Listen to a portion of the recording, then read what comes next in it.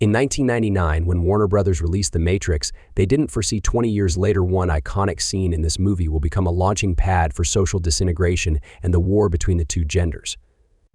The pill community started with the red pill when the men's rights activists start using the term in the mid-2000s to show the unsettling truth of what they describe as gynocentric world in which the world is centered on or concerned exclusively with women's rights or work to benefit women at the expense of men. And in this worldview, the blue pill represent the widely accepted theory of feminism in which the world is dominated by a patriarchy in which women are victims and men are aggressors who oppress them, but the MRA say even though this worldview is widely accepted and get to be taught in classrooms, the hidden reality is that women are benefactors and not victims of the current status quo, and seeing this reality is known as taking the red pill. The red pill rose to prominence after the release of the 2016 documentary by the same name, which was surprisingly directed by a woman named Cassie J, and with its release it led to the rise of many pill communities. On this video, we try to explain each of these communities. In the blue corner, it's the blue pill. It's the most widely accepted view on gender. I'm sure you have been taught its main points either at school or from the HR lady where you work. So I'm not going to spend much time explaining its viewpoint, so let's go straight to its subgroups. The first subgroup of the blue pill is the feminists. These are women who see themselves and other women as victims of the patriarchy, and they fight to abolish it. Their main characteristics are they hate men and view masculinity as toxic, and want equity among the two genders as long as that equity benefit women. For example, they want equal number of men and women on boardrooms of the Fortune 500 companies, but they don't want women to fight in wars or work in labor-intensive vocations that don't pay well. In short, they are for women's equality as long as that equality benefit women. The second subgroup in the blue pill is the Simps. Simps are a group of men who support feminists and view their own masculinity as a burden on the women around them, so most of the time these types of men feminize themselves and appear weak and argue with other men on behalf of the feminists in an effort to curry favor from the women around them. The third subgroup of the blue pill is what we call the Incognito pick-me.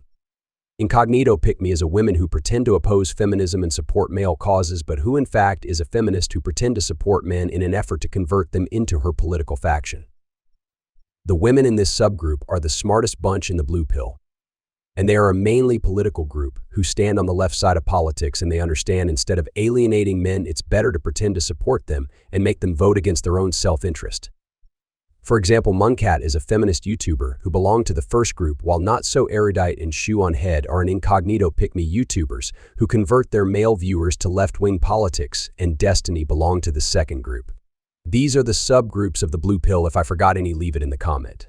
Next, we got the red pill. Unlike the blue pill, which demand hegemony of thought and full devotion, the red pill allows diversity of thought and interpretation. As such, it has much more subgroups that usually don't agree with each other on much. The one thing all subgroups of the red pill agree on is that masculinity is not toxic, men are important and are overlooked by society. The first subgroup of the red pill are the originators, that is the MRA, or the men's rights activists. These are the originators of the red pill. They are mostly a political movement, probably the most unsuccessful political movement of all time. They focus on the law rather than the cultural relation between the sexes. They are not against women or feminism, rather they believe the world is gynocentric, and they blame the political leaders and family courts for the disadvantage of men. They think marriage and socioeconomic policies disproportionately affect men, and they want to change it. And they are the main focus of the documentary, Red Pill. The second subgroup is the tradcons. Tradcons believe marriage is the most important unit of society, and they support the traditional gender role of the two genders. They don't actually oppose to feminism like the rest of the Red Pill groups, but they think it has gone too far and became threat to family formation. They don't seek to change the divorce laws like the MRA, and they just say you should just marry a woman who won't divorce you and deal with the consequences if she does. They don't support masculinity, but they don't think it's toxic and think it has its place in defending the country or in police force. As such, they oppose to women joining active military and labor-intensive vocations. The most known tradcons are the commentators from Daily Wire like Matt Walsh and Candace Owens. The third subgroup of the red pill is what I call the table guys. If you love household furniture, especially tables, you would love these guys. They dominate the red pill and considered by many outside of the red pill community as the red pill group, and they run with it. They actively oppose marriage and think it's a form of oppression for men. They detest feminism and think people in power help women take advantage of the men around them. They also think the world is gynocentric, but unlike the men's right activists, they don't seek to change the law. Rather, they forbid marriage and long-term relationship with women, replacing it by the pursuit of high SMV score in order to acquire short-term hookup and one-night stands. They celebrate masculinity, and all their teaching focus on increasing your masculinity and sexual market value, or SMV, by increasing your muscle mass, getting more money, and improving your game. They're a bit of an hypocrite, however, demanding women to be pure and not sleeping around while they sleep with anything with a heartbeat. And they are mostly known for asking, "What do you bring to the table?" They seem to detest loose women, frequently inviting them to their podcast to belittle them before advertising their OF to their audience. And most women say they spicy content subscriber count grows by 1,000 after participating in these podcasts. The most well-known table guys are Andrew Tate, Fresh and Fit, and whatever podcasts. Next, we got MGTOW.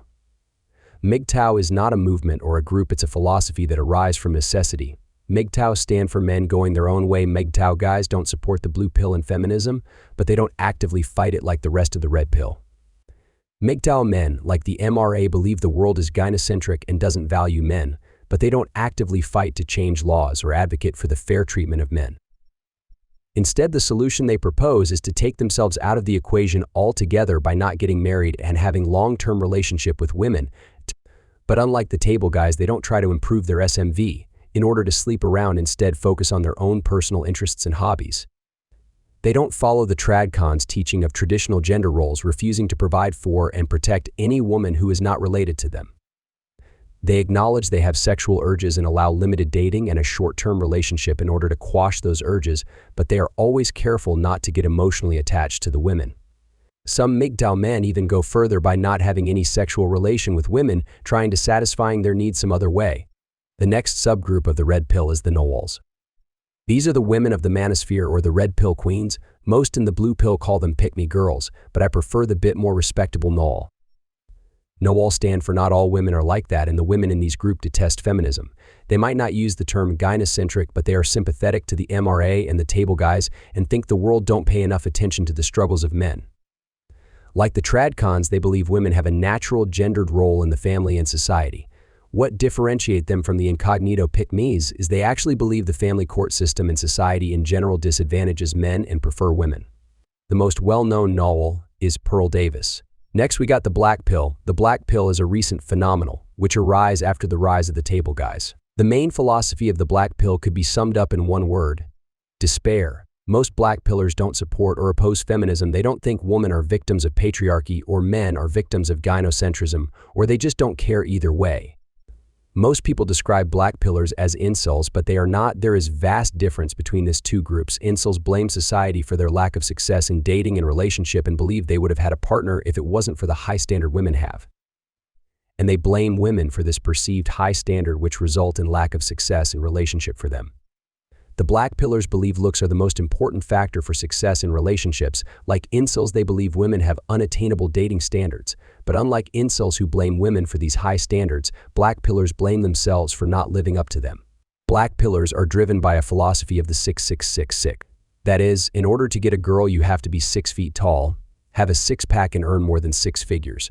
And since they don't have any of these, they stay out of the dating market, waiting to see women hit the wall and aged out of the dating scene without getting a long-term partner. The black pill guys are not in favor of or oppose marriage because it won't affect them either way.